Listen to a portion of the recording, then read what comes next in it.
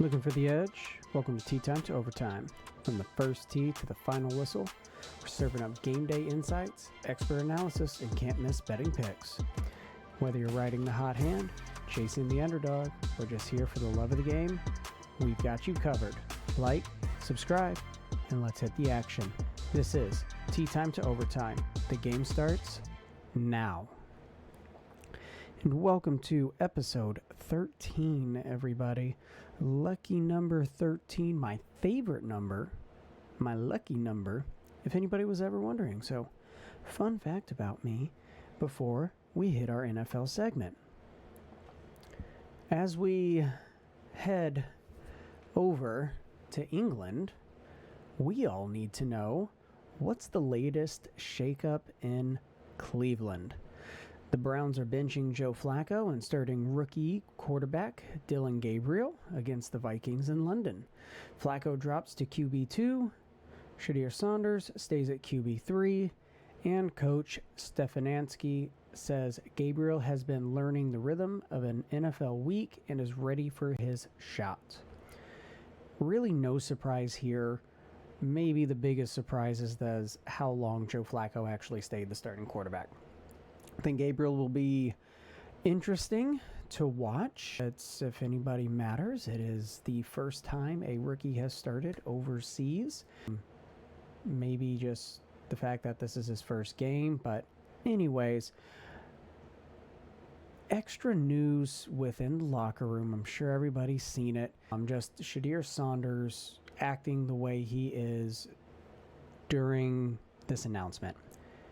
And I know he's young, I know he's a kid, fresh out of college and everything, but, you know, the statement you've made of saying, I'm not going to play for a team, and then they pass over you on the draft, and then you start falling farther, and then you get this picked up, and you think as a fellow rookie you should be the backup rather than a veteran like Joe Flacco, who has proved himself over the years, to me is just a little bit ridiculous. So I'm really hoping this whole Saunders, I don't even know what to call this, but this Saunders outcry doesn't provide more of a distraction for the Cleveland Browns than what it necessarily does. The only thing that this can do in terms of odds and betting for the Cleveland Browns is bring them up. I can't see Gabriel bringing the Cleveland Browns any farther down within all the stats that we follow, that we have a part of our formula, which, by the way, we're adjusting. Apparently my formula right now is either way too close to Vegas. I'm not finding those big games on that week to week like I feel like I should be. So we're going to continue to tweak this formula. I'm not exactly sure how extreme we're going. I've just done some slight tweaks this week, and I will hit on that in a little bit and when we get into kind of the betting strategies as we move forward into the NFL seasons. But before that, what are the key injury headlines this week? As we know, this can change odds, this can change lines, depending upon who was injured, who wasn't injured, who's coming back. So we're going to keep on keeping on with those as the updates. And, you know, again, I do apologize that I know I miss a lot of injuries. But again, I'm focusing on some of the ones that really matter, and especially on my side of things for those injuries. Like, here we are, Washington Commanders. Let's bring this back. Jaden Daniels is back. But who's he going to throw it to? We have his top two wide receivers, Terry McLaurin and Noah Brown, both out. His starting guard, Sammy Cosmi, is out.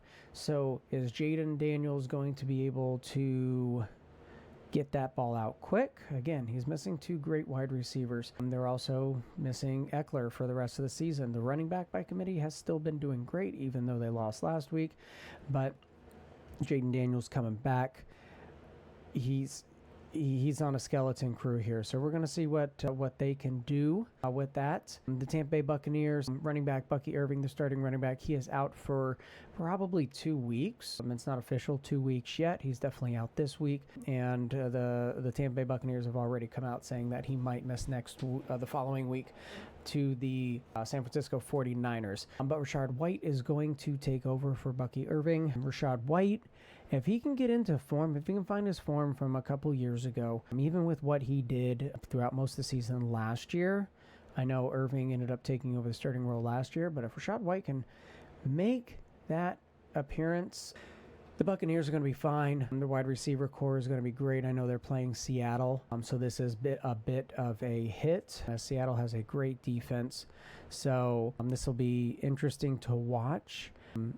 I actually have that game in my picks this week, so hold on to your seat as we head on over to theirs, because we still got a few more teams we got to run through.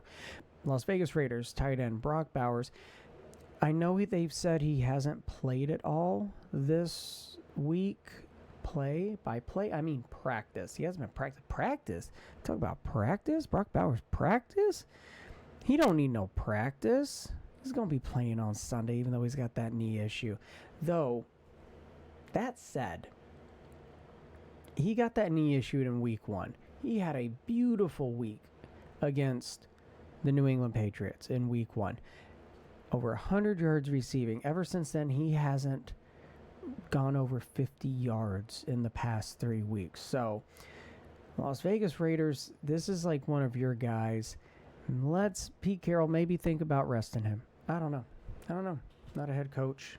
I don't do any of that, but, maybe rest him a week. I'm not exactly sure when the Raiders' bye is, if it's coming up soon or not, but, you guys are struggling as it is. Let's not permanently hurt somebody's career because they're playing through this hard injury. And I know Brock Bowers, I know he wants to be out there. He wants to be on the field. He wants to be there for his team because he knows if he's successful, they're going to be successful. So Brock Bowers is expected to play this Sunday. Baltimore Ravens quarterback Lamar Jackson, he is out with his hamstring. Cooper Rush is getting the start. Cooper Rush, he's had 9-5 season as his career start as a starter. Most of those coming from his time with the Dallas Cowboys. But according to this article, Cooper Rush, he's been talking to Lamar Jackson this past week, trying to figure out and, really trying to take hold of those first team reps. A lot of times we might see a drop off. I highly doubt it with somebody like Zay Flowers, because that is a first team rep, and sometimes that number 2, number 3, number 4 wide receiver is the one doing the main reps with Cooper Rush. So we'll kind of see how that lays out for Zay Flowers as well. But regardless, Zay Flowers is going to be on the field. He's a threat to reckon with. So Lamar Jackson being out, Cooper Rush, 2 completely different styles of quarterback. So we will see how that goes. It's going to hurt the Ravens as long as Lamar Jackson is out, but will be fun and interesting to watch. Ravens are banged up more than Lamar Jackson all across the board, so I won't really be getting into that. This is just kind of the straw that broke the camel back.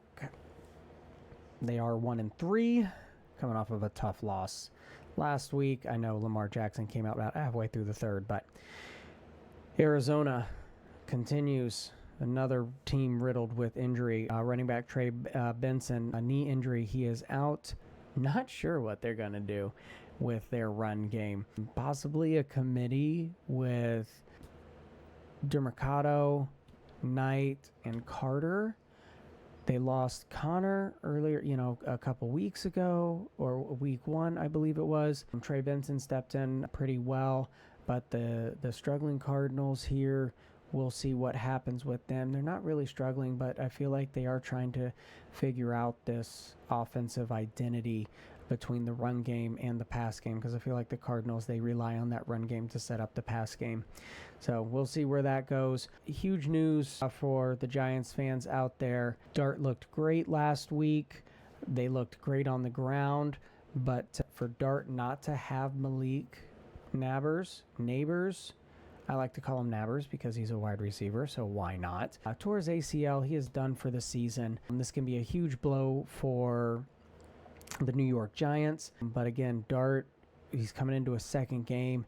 He's got plenty of time to get those reps in with the other wide receivers. So in terms of how the defense plays the Giants, absolutely this is going to be huge because you don't have to worry about somebody like Nabers out there on the field drawing that, having to draw that double coverage. So we'll see how Dart does moving forward with his other receivers, but this could be huge, or honestly, it might not even be a blip. I honestly don't know. Again, just because of the rookie quarterback coming in and not having all of this time with Malik to gain this rapport, to gain this chemistry that they have. Now, all of this being said, again, these are my guys for odds and lines that can change on a moment's notice. So leave your comments below. If I forgot somebody, I know I did, and I'm sorry. I'm so sorry. I know I forgot people, but leave them in the comments. Who did I forget? Who do you think, especially on your team, that is injured, that is out, that I should have been talking about, saying, hey, Lucifer, this is going to be a huge blow to this team, and this is why. Would love to hear from you guys for that one. As we move into our gambling strategies moving forward through the NFL, one strategy that is difficult because I feel like as fans, as gamblers, in the back of our mind, especially us amateurs, we always have this feel of they're going to be the team. By they will be 50% against the spread, and they're over and unders. We feel like Vegas is going to do this, but again, we have to remind ourselves, Vegas only cares on the week to week if 50% of the money is on both teams, because if that happens, again, they win by default. They just do. They've already won. They've already made their money. So now for us, and having these equations and these trends that we follow and all these other things that go into how we think this team is going to win this week, we need to find that team that's either a loser or a winner. There's always those teams every year that will have 11 to 13 wins against the spread. Why are we not betting on them every single week? So right now, as we're through 4 games, those that are 3-1 against the spread are the Lions, the Colts, the Jaguars, the Eagles, and the Seahawks. Those are some great teams to be betting on right now. And then likewise on the opposite side, those that are 1-3, the Ravens, the Bengals, the Texans, the Raiders, the Saints, and the Titans. Great teams to be betting against. Let's not get caught up in this, oh my goodness, I bet on the Titans to lose because Lucifer said so. And they won. They covered the spread. Or, in this case,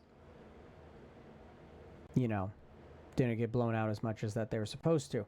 But again, that's one game. Now, when we don't know where it is. So, if we consistently bet on these teams that we have, and the trends continue, and absolutely, most of those teams will either win another 2 to 3 games against the spread, and the hot ones, they'll lose another 2 or 3 against the spread. But again, if you're betting on them from now until the rest of the season, where we have another 14 weeks and they only lose 2 or 3 games, you are coming out so far ahead is going to be ridiculous. So please keep track of those, see who's got the hot hand, see who's running ice cold, and those are great picks to go to bet on, or great teams to bet against. So we're going to keep an eye on these as we move forward, kind of on a week-to-week basis. Or, actually, I take it back. Let's do those on a quarter basis. So here we are, week 4, week 8. We're going to run through those here on kind of a quarterly type basis. Future outlooks, absolutely, with the Chiefs beating the Ravens, that's going to be a huge shakeup there. And then the Lions getting as hot as they are. I know they kind of lost some betting steam, but again, remember, these are futures. We got to sprinkle it. We got to throw a little confetti around. we got to make sure that we are putting some small bets on some great odds for Super Bowl and conference winners. So here are your top 5 Super Bowl odds currently going in to week 5. Buffalo Bills coming out as still the leader at plus 400, Eagles plus 600, Lions plus 800, Packers plus 850, and Chiefs at plus 900. AFC, Bills plus 175, Chiefs 450, Ravens 550, Chargers plus 700, Broncos plus 1300. Now, if the Chargers won last week like they should have, and they screwed me hard last week, and every freaking bet I had, there's no doubt in my mind the Chargers and the Ravens would be flip-flopped.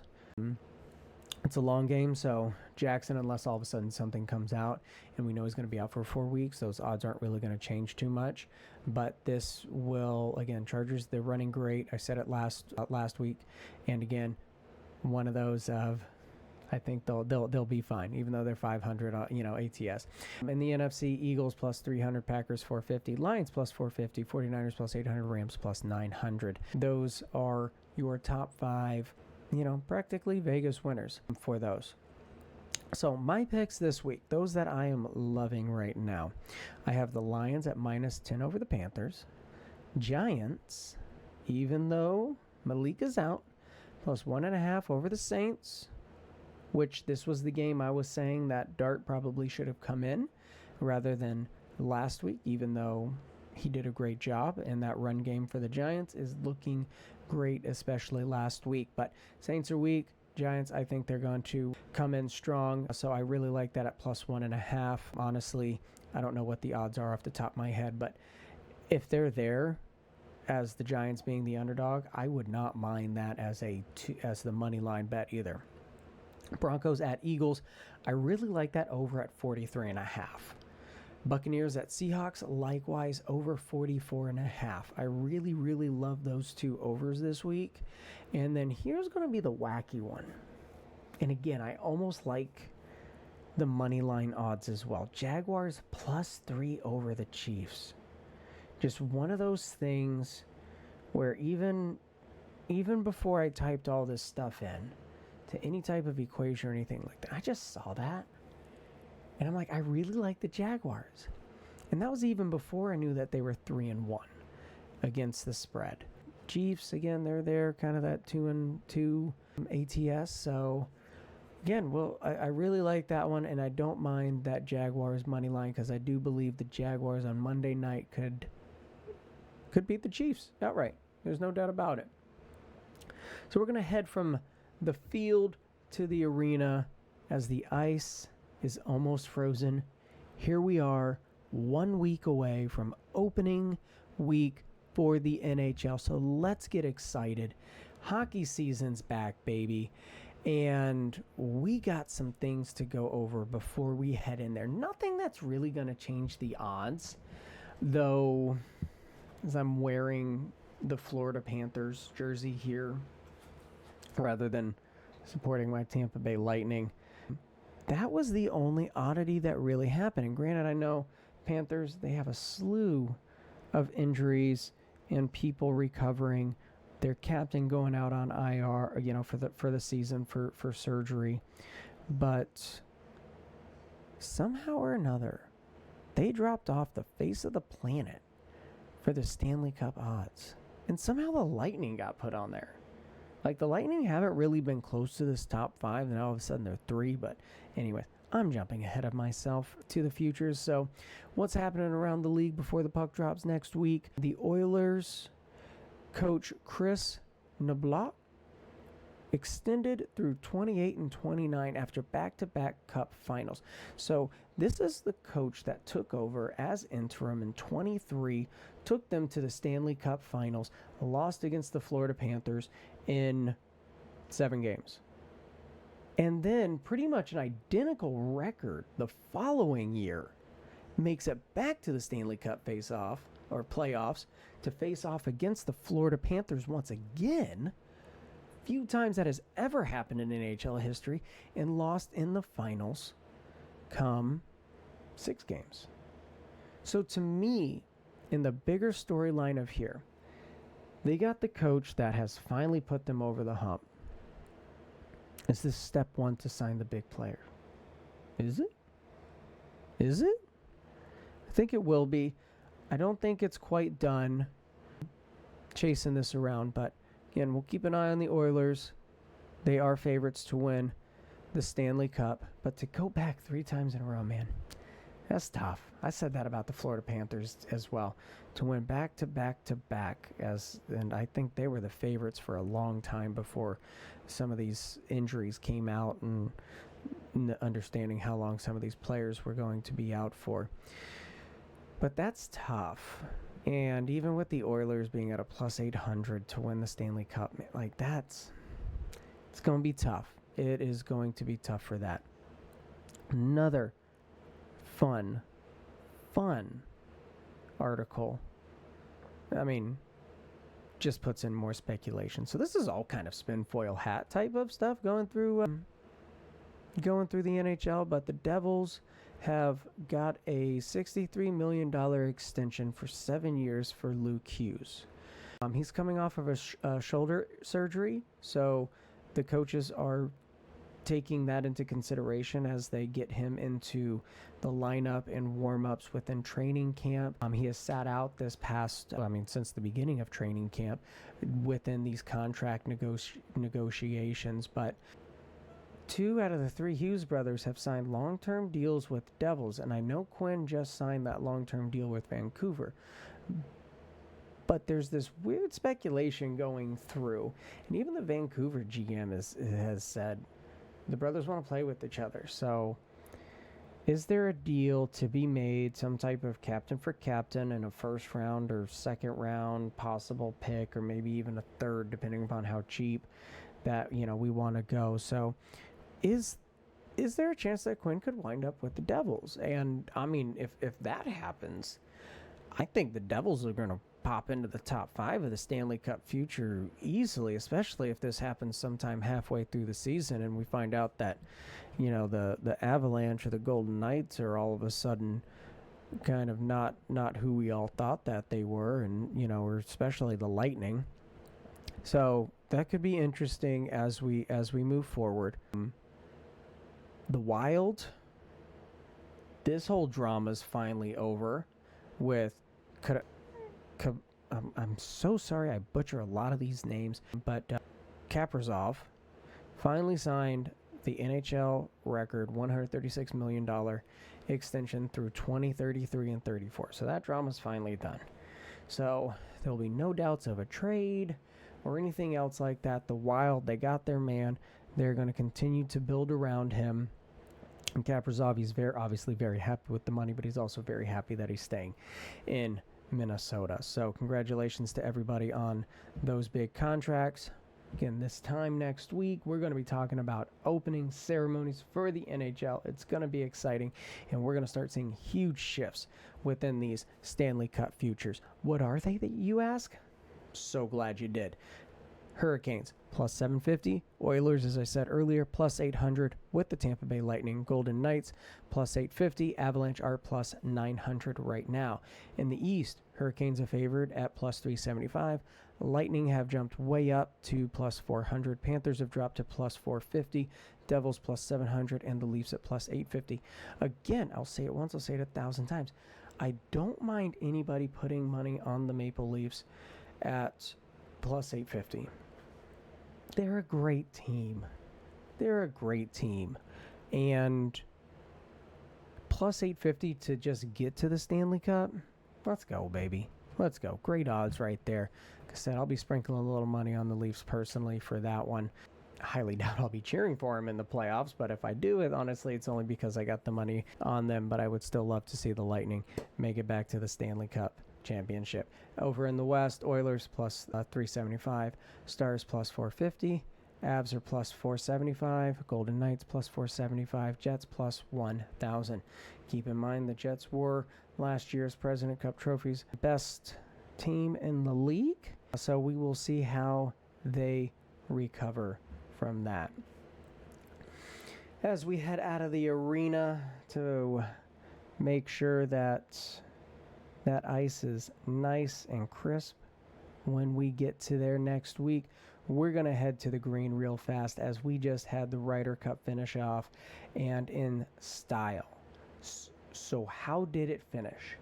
It finished almost historically. Team Europe claimed their first road win since 2012 at Medina, beating USA 15-13. But that final score does not tell the whole story, because the U.S. stormed back Sunday, tying the best singles performance ever with capturing 8.5 of 12 points, nearly erasing a 7-point deficit heading into the Sunday singles. That's right. The Europeans only had to get 2.5 points to reclaim the cup. It was 11.5 to 4.5 going into the weekend.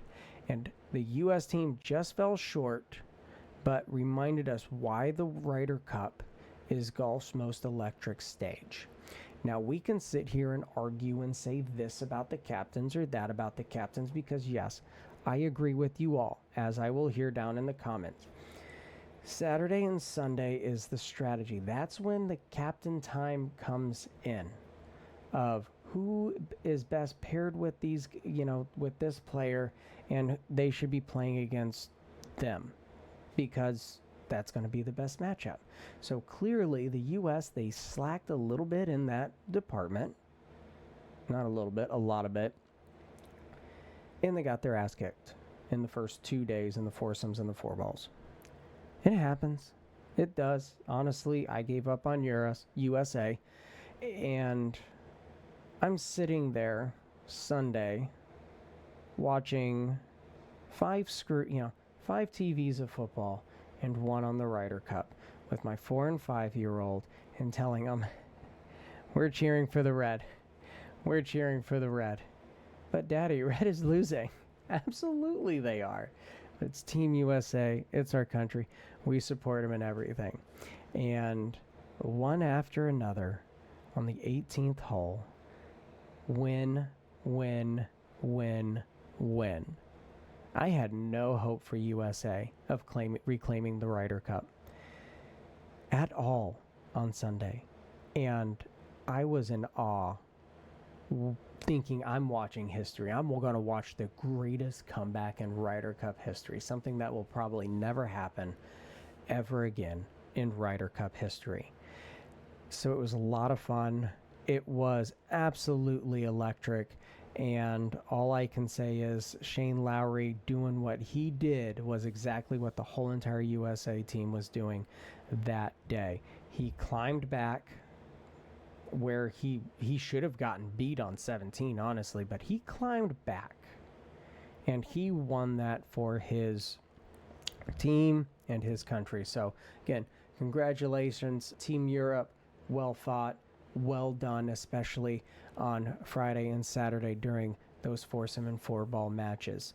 So we do have tournaments going on now that the Ryder Cup is over. My apologies that I didn't get this week going through, but the fall is going through. The fall is always fun because this is where, a lot of the pros take time off. They're playing overseas. They're doing this. They're doing that. I'm prepping for 2026, but there's still FedEx Cup points to be had out there. So you have a lot of people fighting for that top 50. So then they get exemptions into all the signature events, all the big events throughout the season next year. And then even farther down the food chain, you have guys fighting to keep their PGA card or to get their PGA card. So we're going to continue to monitor these tournaments. I apologize that I don't have any of the odds or anything going forward. My picks on them are going to be a little difficult just because I don't have as much information for the bottom part of those players, but it's always going to be fun to watch. It's always going to be great. So please follow me on Twitter and Facebook. Twitter, man, I need to switch that logo, I guess, to X. And that I will have my picks out for Football Sunday, NHL Saturday, for all the games on Saturday, and then likewise moving forward. Again, make some picks, but honestly, I probably won't have any money out there. I'll probably talk about some groups that we should be watching, but definitely take a look at your own strategies.